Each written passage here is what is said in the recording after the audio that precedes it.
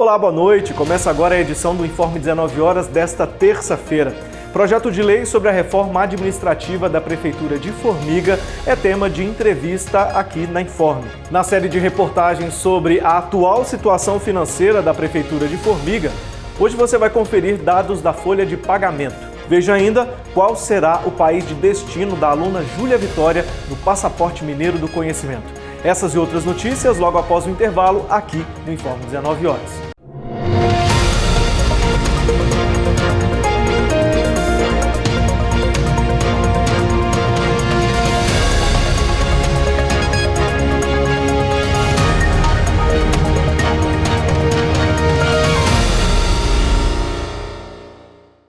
Está precisando de serviços contábeis e consultoria empresarial? A Smart Contabilidade está aqui para ajudar. Fazemos a contabilidade, consultoria e planejamento tributário, proporcionando mais competitividade e lucro para sua empresa. Regularizamos sua obra junto à Receita Federal com revisão fiscal de estoque e recuperação tributária. Em breve, ofereceremos treinamentos para a qualificação dos colaboradores. Entre em contato 379-9193-4004 ou vá até a Rua Barão de Piuí, número 247, sala 202, no centro de Formiga. Smart Contabilidade, seu parceiro em crescimento e sucesso.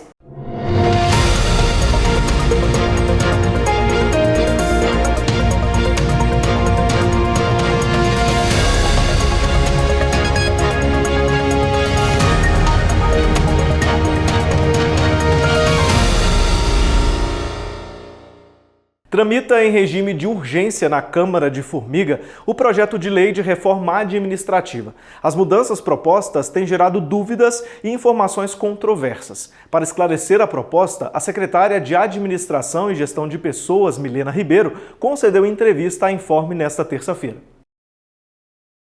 Um projeto de lei que reestrutura, a estrutura, a organização administrativa, ele é comumente enviado em inícios de gestões, que é a oportunidade que o prefeito tem de colocar a identidade dele na gestão. Então, assim, às vezes um setor ou outro que ele acha que precisa de um reforço, de reestruturação mesmo, tanto em nome de cargo como em atribuições. Olha, as atribuições desse cargo estão limitadas a fazer isso, mas eu acho que essa mesma pessoa deve fazer a função A e B. Então, assim, é um momento que o prefeito tem em todas as gestões, não só nessa, mas em todas, de colocar a sua identidade e de dar execução ao seu plano de governo, ao que foi projetado. Então, o projeto de estrutura administrativa, ele trata basicamente de cargos comissionados. Como você mesmo disse, são os cargos de livre nomeação. Como dito também pela Lorene, esses cargos de livre nomeação, eles se subdividem em recrutamento amplo ou limitado. O recrutamento amplo é qualquer pessoa, que não tem vínculo com a administração pode ser nomeada, e o recrutamento limitado, de outra forma, ele pode ser ocupado somente por servidor efetivo, somente por servidor de carreira, que podem ser ocupados por servidores efetivos, tá? Em relação à quantidade de cargos, como bem dito pela Lorene também, esse projeto, ele cria todos os cargos, porque ele é um projeto até por uma questão de técnica legislativa, porque se você for emendar todos os cargos, as atribuições, troca isso, fica até difícil para operacionalizar isso tudo, Então, por uma questão, inclusive, de técnica legislativa, revoga-se a última estrutura na íntegra e todas as outras leis, se não me engano, foram 12 que foram alteradas ao longo do tempo, e cria-se uma nova estrutura administrativa. Então, hoje a gente tem, somado todos esses projetos aí, a gente tem 355 cargos, entre amplo e limitado, e com o projeto novo, está indo para 349. Então, tem quantos, Milena, por favor? 355. Repete. Atualmente. Atualmente. E com esse projeto vão para? 349. Então, é uma redução de 6 cargos. Existe, inclusive, um TAC, salvo não me engano, foi celebrado pelo antigo prefeito Luiz Veloso, com o Ministério Público na época, através de uma participação ativa com o sindicato, de que pelo menos 35% dos cargos deveriam ser de recrutamento limitado, ou seja, deveriam ser ocupados por servidores efetivos, que é uma forma, inclusive, de garantir perenidade nas ações, porque se você substitui todo mundo, você tem uma ruptura muito grande nos projetos que já estão em andamento. E na gestão passada esse percentual estava em 43%, ele estava acima do previsto no TAC. E neste projeto ele está indo para 46%.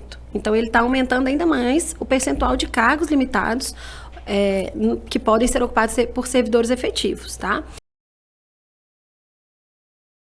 Tem um impacto, né? Um impacto financeiro, mas é um impacto, como vocês já viram, é um impacto muito baixo e é um impacto de ações que pretendem melhorar, inclusive, a arrecadação do município. Então, assim, reestruturando o setor de esporte, reestruturando a parte de desenvolvimento rural, a parte de desenvolvimento econômico. Então, buscando alguns mecanismos para reestruturar alguns setores que podem, inclusive, contribuir na arrecadação. Projeta-se, né, algo num plano de governo, talvez antes de estar, né, na máquina propriamente dita.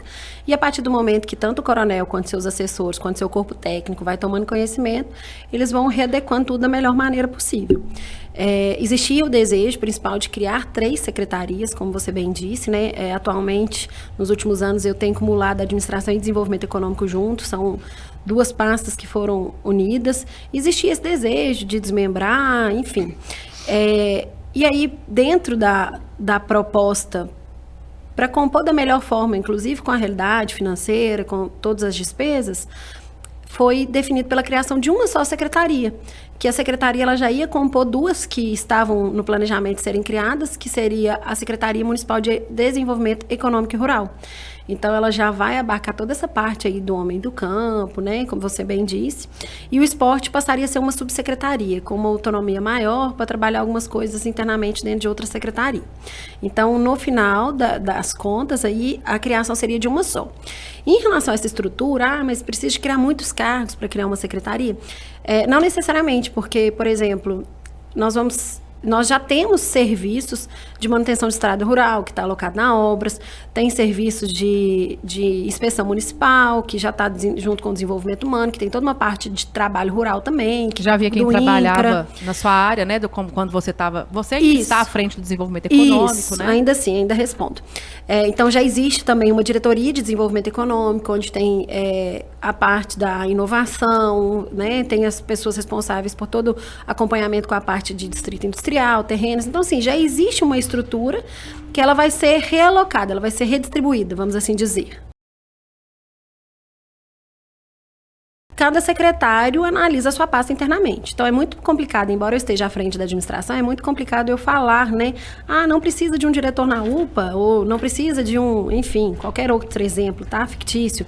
Ou não precisa de um outro cargo assim no desenvolvimento humano, ou na obras não precisa dessa coordenação. É muito difícil, porque é o secretário que está na pasta que conhece a realidade, né?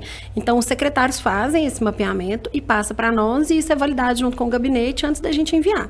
Então, assim, às vezes esses reajustes podem acontecer porque no decorrer do tempo, aquela pessoa acumulou mais função, às vezes na atribuição dela foi acrescido alguma coisa que ela não fazia, então assim, vamos fazer uma contraprestação financeira aqui, porque ela vai assumir essa responsabilidade também.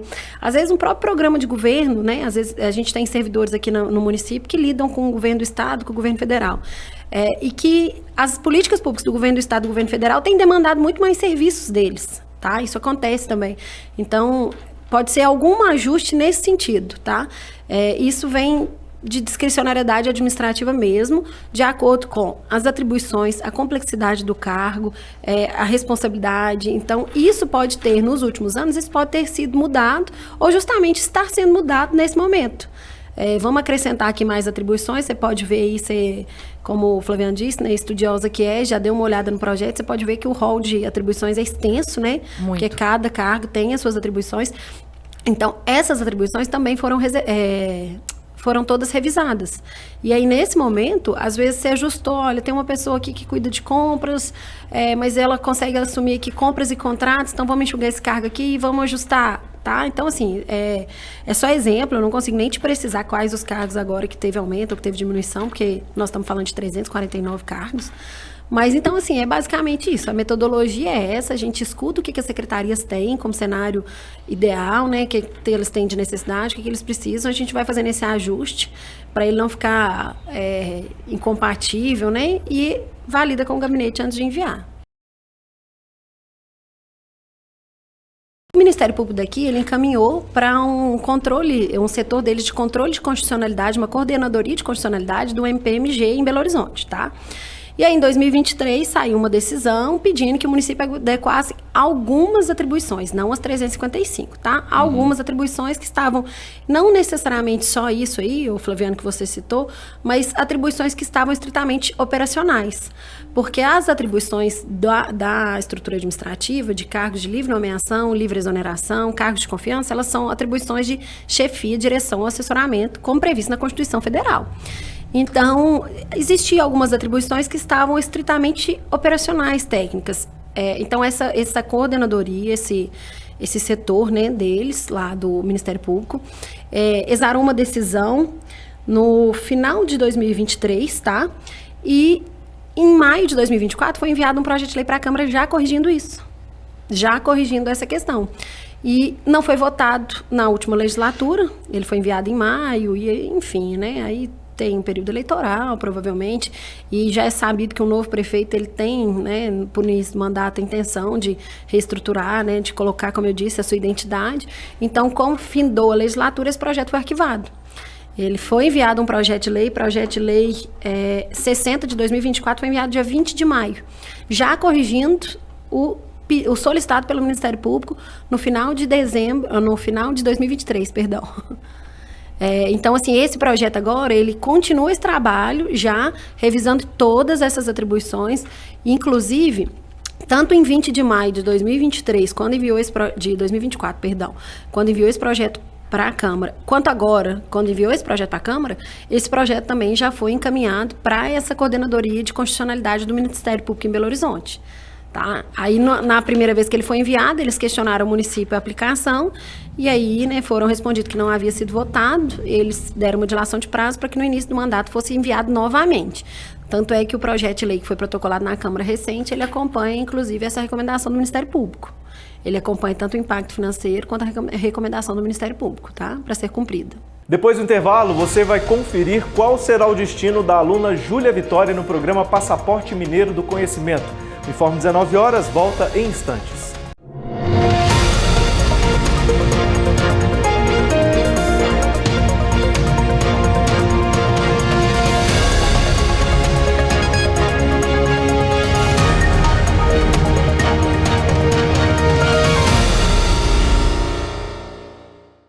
Está precisando de serviços contábeis e consultoria empresarial? A Smart Contabilidade está aqui para ajudar. Fazemos a contabilidade, consultoria e planejamento tributário, proporcionando mais competitividade e lucro para sua empresa. Regularizamos sua obra junto à Receita Federal com revisão fiscal de estoque e recuperação tributária. Em breve, ofereceremos treinamentos para a qualificação dos colaboradores. Entre em contato 379-9193-4004 ou vá até a Rua Barão de Piuí, número 247, sala 202, no centro de Formiga. Smart Contabilidade, seu parceiro em crescimento e sucesso.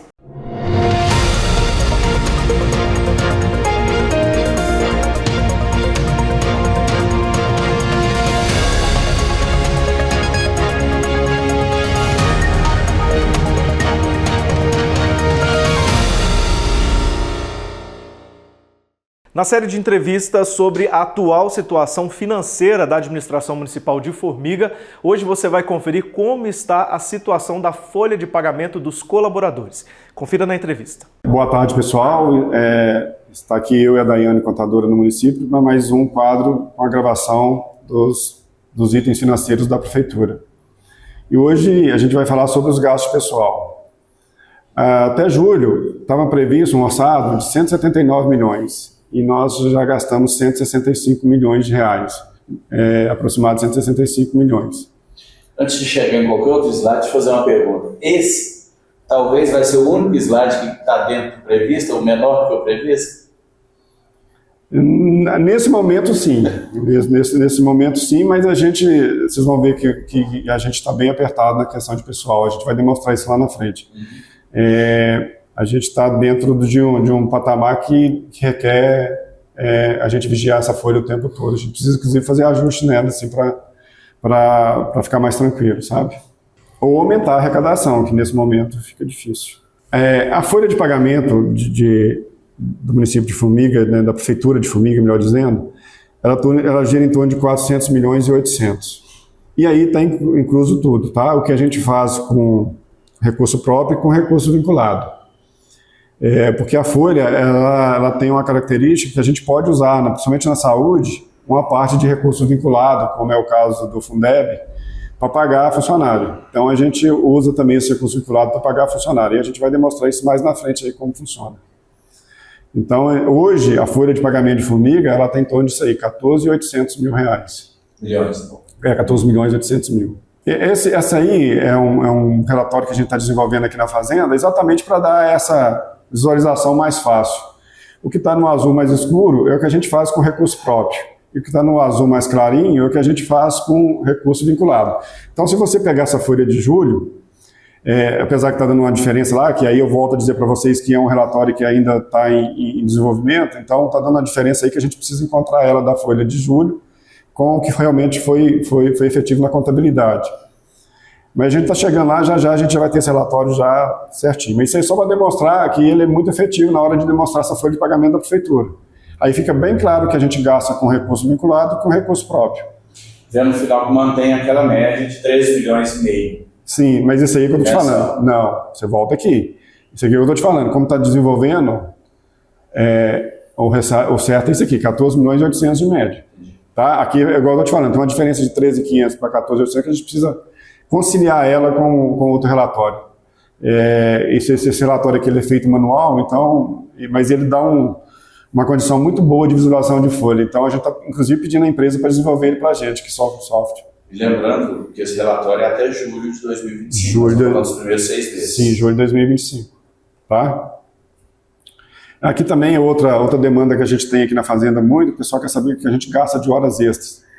E aí a gente fez para a secretaria, mês a mês, né, quantidade e valor. Então, se vocês pegarem e observar, a gestão ambiental ela tem um volume grande de horas extras, né? E a saúde também é um volume grande. As outras secretarias estão dentro de um patamar aceitável, normalmente gastos que a gente precisa, o pessoal trabalha final de semana, que precisa deslocar, alguma coisa nesse sentido. Tá? Então, esse é o quadro de hora extra. Aqui está o valor médio, né, que a gente gasta. Eu fiz isso aqui, mas na realidade nem necessitava, porque a anterior lá já dava bem destacada a gestão ambiental e a saúde, que são, por média mesmo, as duas secretarias que demandam hora extra, né, e é característica mesmo da secretaria. Tá? Isso aí uma limpeza que precisa ficar no final de semana, um carro de lixo que precisa ser acionado no sábado, é um plantão que precisa, às vezes, um acidente lá, né, demanda mais gente na UPA. É isso aí que normalmente acontece, demanda mesmo da própria secretaria. Isso aí, né, é um gráfico que eu mostrei para ver que o valor e a quantidade eles andam bem parelhos, né, com foco aí, né, no mês de maio aí teve um aumento, né, de horas extras, mas normal também, dentro de um fluxo bem normal. Aqui agora é aquilo que eu falei para vocês. O que acontece? A gente tem, né, Daiane, e a Daiane pode explicar melhor essa questão da folha de pagamento. A gente tem um limite máximo, um limite que é prudencial, né, que a gente, a hora que chega próximo dele, a gente requer ajuste na folha, e tem o limite de alerta. E a gente hoje, a gente vai ver que a gente está no limite prudencial. Mas a Daiane, ela é contadora, ela consegue explicar isso melhor do que eu. O limite prudencial, se a gente ultrapassar ele, a gente já tem que tomar medidas para redução e contenção de gastos com o pessoal. Se a gente ultrapassar de 51,3, o próprio tribunal aciona o município para ter essa contenção, esse corte de gastos. Existe uma lei para ser cumprida que não pode ultrapassar com gasto pessoal 54%. 54%. O 54% aí inclui Previfor, SAI e a prefeitura, né? 6% Câmara, que gera o 60%. Né? Então, hoje a gente está nesse limite de alerta porque a gente está com 50%, né? Então, a gente tem que ter esse controle para não chegar ao limite prudencial, porque a partir desse momento que a gente chega, a gente tem que fazer os cortes, né? Para a gente diminuir. É bom, só te interrompendo um pouquinho, Daiane, é bom a gente frisar que essa questão da folha, ela pode dar tanto pela diminuição de arrecadação, quanto pelo aumento da folha. Nesse momento, pela estabilização praticamente da arrecadação, ela exige da gente mais um esforço maior. Porque o que acontece? Se estabiliza a arrecadação, a gente vai ter que fazer ajuste, provavelmente, de gastos, né? Então, esse é o maior desafio nosso, equilibrar entre arrecadação e o que a gente gasta com folha de pagamento. Aquele percentual final, 54%, ele é baseado no orçamento recebido do município, não é o previsto? Não, é baseado no que a gente arrecada. Na receita nesse momento do município nos últimos 12 meses. Sempre 12 é calculado os últimos 12 meses para fazer o cálculo. Então, se um mês a arrecadação for abaixo do previsto, esse número, esse 54% pode alterar. Pode. Sim. Vai aumentar. E aí frisar também, Flaviana, a questão seguinte, que aí está incluído SAI, Previfor e a prefeitura. Nesse caso aí está incluído o município todo, é o município, não é só a prefeitura. Então, só explicando, né, que a gente hoje está próximo do limite prudencial, né, está abaixo do limite prudencial, mas acima de alerta, em aproximação ao limite de prudência. Então, que requer que a gente faça todo mês o acompanhamento. Isso aí a gente não tem folga não, todo mês tem que se fazer o acompanhamento. O governo de Minas divulgou os países de destino dos estudantes selecionados pelo Passaporte Mineiro do Conhecimento. Entre eles está Júlia Vitória, aluna da escola Jalcira Santos Valadão, de Formiga, que a Informe já havia mostrado como uma das contempladas no programa. Agora, o destino dela está confirmado. Saiba qual será. O Passaporte Mineiro do Conhecimento vai levar mais de 90 estudantes da rede estadual para 7 países a partir de 2026. A iniciativa garante aos jovens a oportunidade de cursar o 2º ano do ensino médio em escolas internacionais, com todas as despesas pagas pelo governo de Minas, incluindo passagem aérea, hospedagem, alimentação, seguro e toda a documentação. Entre os contemplados está Júlia Vitória de Faria, do 1º ano da Escola Estadual Jalcira Santos Valadão, a Escola Normal. A Informe já havia contado a conquista da estudante e agora foi revelado o destino dela, a Austrália. Num primeiro momento, Júlia disse que o país não estava nos seus planos, mas ao estudar um pouco, entendeu que terá muito a aproveitar lá do outro lado do mundo. Além da experiência acadêmica, o programa promove a vivência cultural, o aprendizado de novos idiomas e amplia horizontes para jovens de todo o estado.